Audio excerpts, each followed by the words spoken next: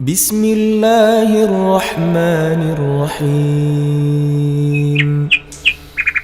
اقرأ باسم ربك الذي خلق خلق الإنسان من علق اقرأ وربك الأكرم الذي علم بالقلم علم الإنسان ما لم يعلم كلا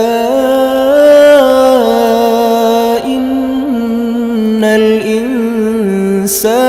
ليطغى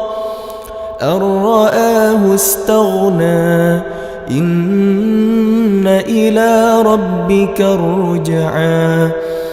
أرأيت الذي ينهى عبدا إذا صلى أرأيت إن كان على الهدى أو أمر بالتقوى أرأيت إن كذب وتولى ألم يعلم